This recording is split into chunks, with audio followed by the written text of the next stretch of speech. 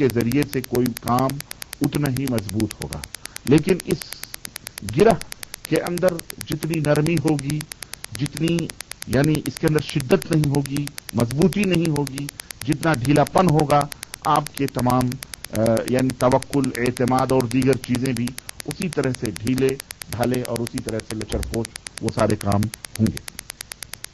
اسلام میں عقیدے کو بہت ٹھوس اور بغیر کسی لچک اور بغیر کسی مفاہمت کے اسلام نے عقیدے کو پختہ بنانے کا ہم کو حکم دیا ہے، یعنی ایسا نہیں کہ آدھا کچھ اور ہو اور آدھا کچھ اور ہو، نہیں، بلکہ اسلام نے یہ حکم دیا ہے جیسا کہ اللہ رب العزت نے قرآن کریم میں ارشاد فرمایا، یا ایھا الذین آمنوا ادخلوا فی السلم کافہ، اے وہ لوگوں جو ایمان لائے ہو، ایمان لانے کا دعویٰ کرتے ہو، اسلام میں پورے کے پورے داخل ہو جاؤ، مکمل طور پر داخل ہو جاؤ۔ ایسا نہیں کہ آدھا تیتر آدھا بٹیر، آدھا کچھ ہم رہے آدھا کچھ اور رہے، ہرگز نہیں، بلکہ مکمل طور پر اگر تم ایمان لاتے ہو تو پھر یہ منظور ہے، یہ مقبول ہے، اگر مکمل طور پر ایمان نہیں لاتے ہو تو پھر ایسے ایمان کی ضرورت نہیں۔ قبیلے بنو ثقیف، آپ کو پتا ہے طائف سے کچھ لوگ آئے وہاں سے اور انہوں نے کہا اللہ کے رسول صلی اللہ علیہ وسلم ہم آپ کے اوپر ایمان لانا چاہتے ہیں،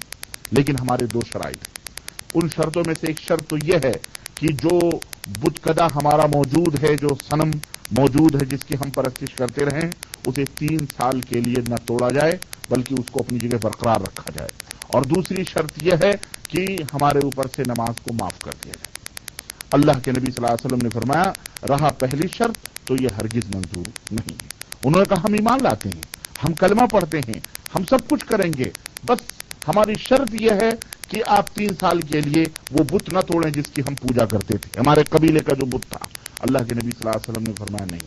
انہوں نے کہا 1 سال کے لیے، آپ صلی اللہ علیہ وسلم نے فرمایا نہیں۔ انہوں نے کہا 3 مہینے کے لیے، آپ نے فرمایا نہیں۔ انہوں نے کہا 1 مہینے کے لیے آپ رک جائیں، اسے نہ توڑیں، آپ نے فرمایا تم کلمہ پڑھو نہ پڑھو ہم اسے پہلے توڑیں گے۔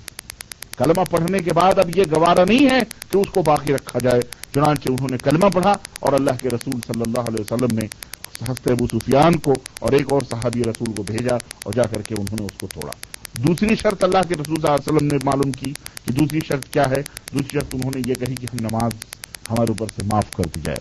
آپ نے فرمایا کہ اس اسلام میں کوئی خیر ہی نہیں ہے جس میں نماز ہی نہ ہو، اس اسلام میں کوئی بھلائی ہی نہیں ہے جس میں نماز ہی نہ ہو، اس لیے تمہارے اسلام لانے سے کوئی فائدہ نہیں ہے۔ تو عرض کرنے کا مطلب یہ ہے کہ اسلام جو ذہن دے رہا ہے، اسلام جو مزاج بنانا چاہتا ہے اپنے ماننے والوں کا، وہ نہایت ہی پختہ، نہایت ہی ٹھوس، نہایت ہی مضبوط بنانا چاہتا ہے۔ وہ اسلام یہ نہیں چاہتا ہے کہ آدھا آپ کہیں کچھ رہیں آدھا کچھ رہیں، تھوڑی بہت ان سے آپ نے مفاہمت کر لی ہوئی ہے، تھوڑی بہت آپ ان سے مفاہمت کر، نہیں، بلکہ عقیدے کے معاملات میں اسلام قطعاً کسی قسم کی مداہنت، کسی قسم کی مجاملت، کسی بھی قسم کا اصول سے سودا ہرگز اسلام کرنا گوارا نہیں کرتا ہے، اور یہی اس کا مطالبہ ہے کہ اس انسان کا عقیدہ مضبوط ہونا چاہیے، ٹھوس ہونا چاہیے۔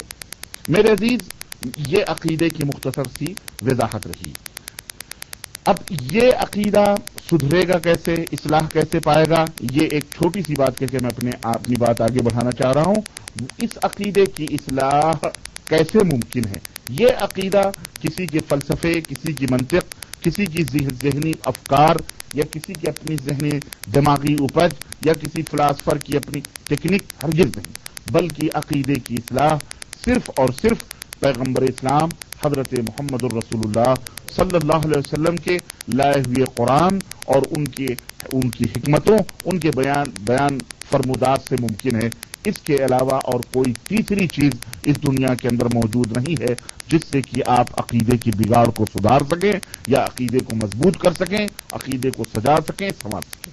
یعنی اگر آپ کو یہ معلوم کرنا ہے کہ اس انسان کا عقیدہ کیسا ہے، آپ کا یہ فرض اولی ہے، یا ہمارا ایمان اور عقیدہ کیسا ہے، ہمارا فرض اولی ہے کہ ہم اپنے آپ کو اس اصول اور ضابطے کے اوپر پیش کریں جو اللہ عز و جل نے اس دنیا والوں کے لیے پیش کیا ہے، اور وہ اصول و ضابطہ قرآن کریم ہے اور محمد الرسول اللہ صلی اللہ علیہ وسلم کا فرمان ہے اور ان کے ماننے والے صحابہ ہیں۔ فَإِنْ آمَنُوا بِمِثْلِ مَا آمَنْتُمْ بِهِ فَقَدِ اهْتَدَوْا، اگر تم اس طرح ایمان لاتے ہو जिस तरह नबी के सहाबा ईमान लाए हैं तो यकीनन तुम हिदायत याफ्ता हो। अगर हम अपना अकीदा देखें, यहां एक बुनियादी और अहम चीज मैं आपको बता लाती हूं। कोई भी दुनिया का फर्द हो, कोई भी शख्स हो, कसे बालग, किसी भी मुल्क, किसी भी वतन, किसी भी जुबान का बोलने वाला हो, हमारा सिर्फ उससे मुतालबा है कि अपने आप को उस आईने में पेश करो जो रब ने आसमान से उतारा है, यानी वो शरीयत का आईना है। अगर शरीयत तुम्हें ओके कर दे, ठीक है, तुम ओके हो, तुम सही हो, तुम दुरुस्त हो, लेकिन उस आईने में अगर तुम्हारे अंदर धब्बे हैं, अगर तुम्हारे अंदर कजरवी है, अगर तुम्हारे अंदर कोई बुरी चीज नजर आ रही है, तो आईने को दोष मत दो, आईने को तोहमत मत लगाओ, अपने आप को सजाओ, अपने आप को संवारो।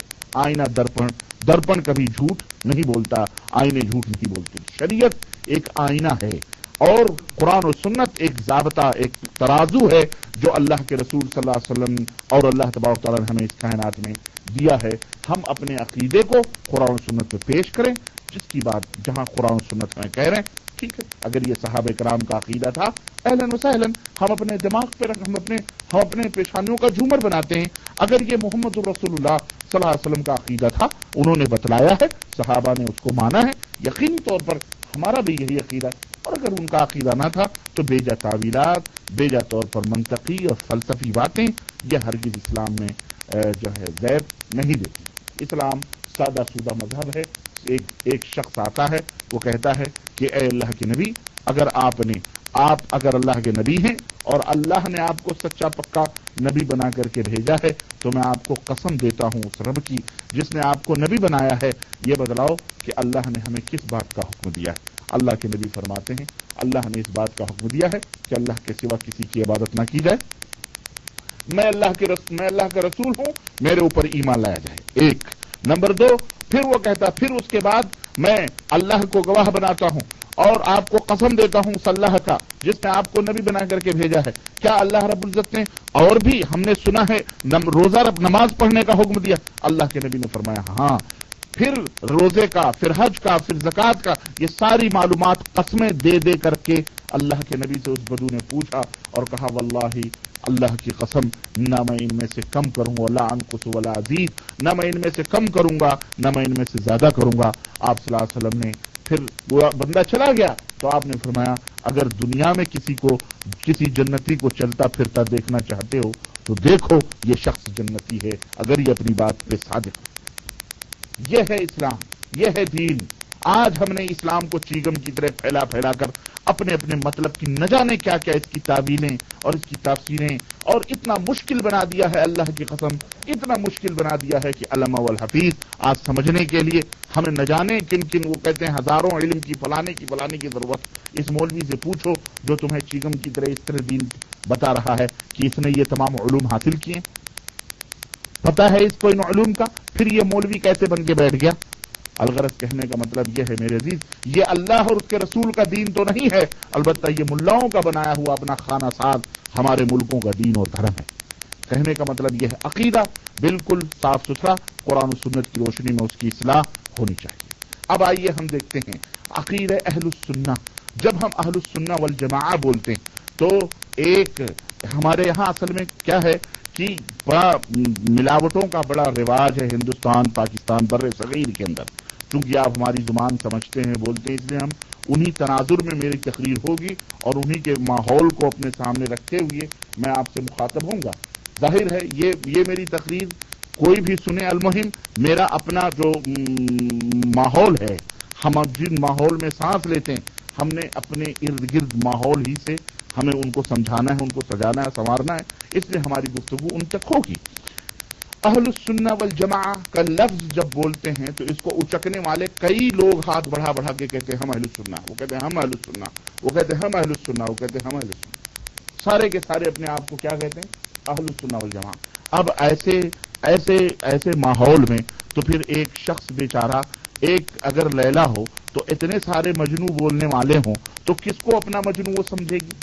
जाहिर है ऐसी सूरत में वो क्या करेगी, वो किसको अपना आशिक समझेगी? तो फिर उसके लिए एक फार्मूला अल्लाह अज़्ज़ व जल ने बयान फरमाया। जिस तरह کسی زمانے میں لیلا کے چاہنے والے دروازے پر کئی آئے، انہوں نے کہا میں مجنوں میں مجنوں میں مجنوں میں مجنوں۔ لیلا نے کوئی پلیٹ بھیجی اور کھیر ڈال کے بھیجی، کہا بھائی نوکر